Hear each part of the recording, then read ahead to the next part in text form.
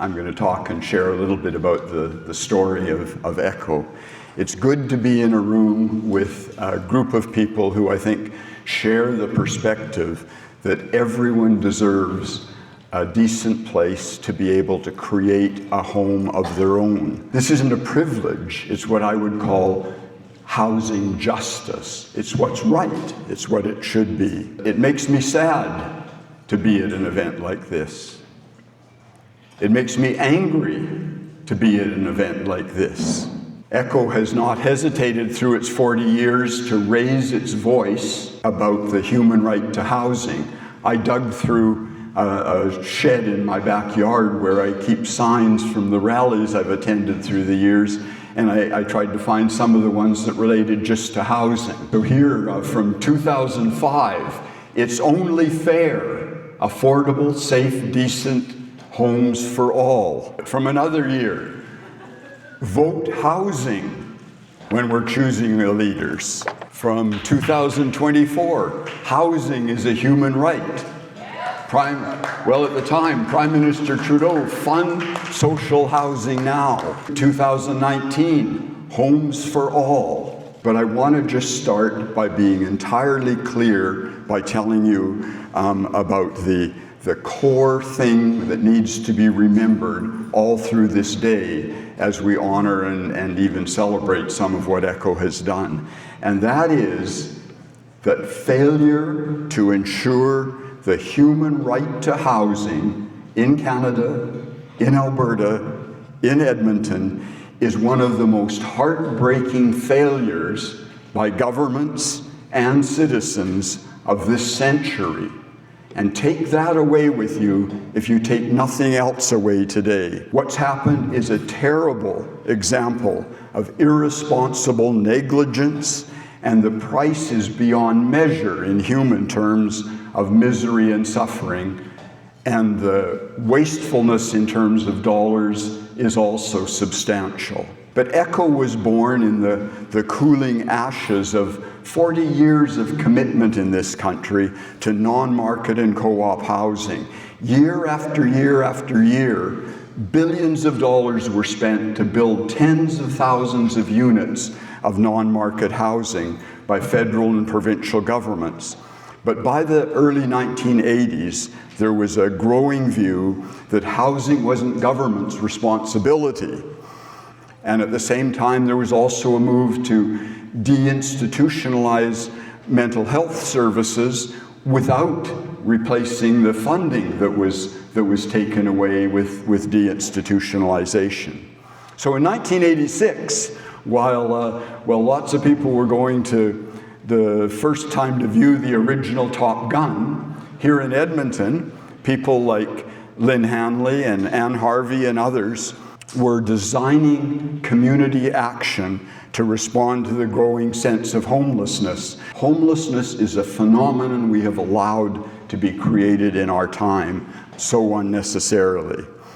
And so ECHO was born as a model of resistance to the apathy, the injustice, the discrimination, and the dehumanization that are part of people not having secure, decent housing. The UN had designated that 1987 would be the International Year of Shelter for the Homeless.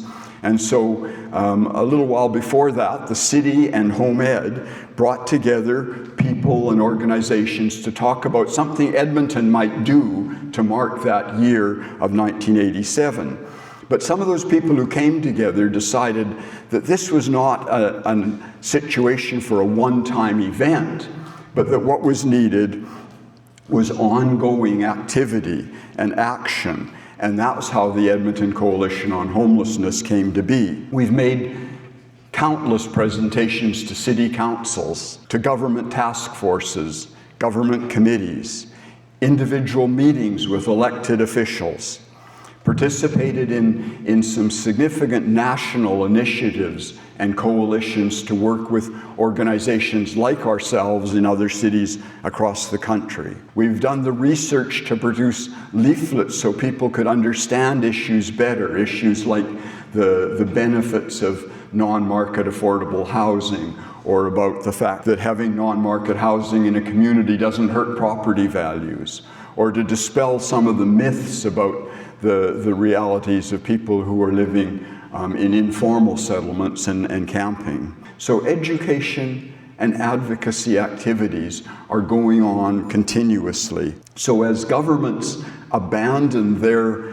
long-time commitment in policy and in investment to the concept of affordable housing, the people at the Edmonton Coalition on Homelessness came together determined to take action to address that. In 1999, ECHO became the settler for the creation of the Edmonton Housing Trust Fund, and that meant we had to, for the first time, become a legal society, and when that happened, the name was also modified to become the Edmonton Coalition on Housing and Homelessness, to add that positive statement that ECHO's work wasn't just to highlight a failing, but was to remind of a solution, and so both were included in the name. This week I was at a restaurant and I opened my fortune cookie at the end of my meal, and it said, "Hope for the best, but prepare for the worst." And as I was driving home, I was thinking about that little slip. I thought, you know, that's kind of like ECHO a little bit. Hope means that we don't believe things have to be the way they are, that we can make change. And I think through all those things I've reminded you of so quickly, that's a lot of the story of what ECHO has been doing.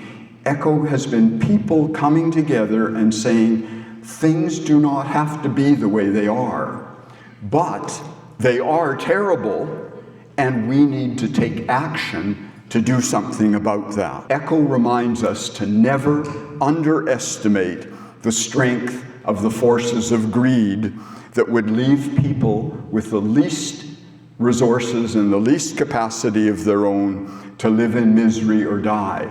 It's not easy to take on those forces, and ECHO has understood that through its years. But ECHO has also understood that we should never underestimate the strength of people who care and come together with determination and a sense of justice and a commitment to community. The power of people should not be underestimated. But ECHO also continually keeps in mind the long-term solution, which is, as we could all say together, affordable, appropriate, secure housing for every person. I want to see ECHO and others that have the same commitment succeed, so that we're not gathering here to mark the 50th anniversary of this organization. Thank you.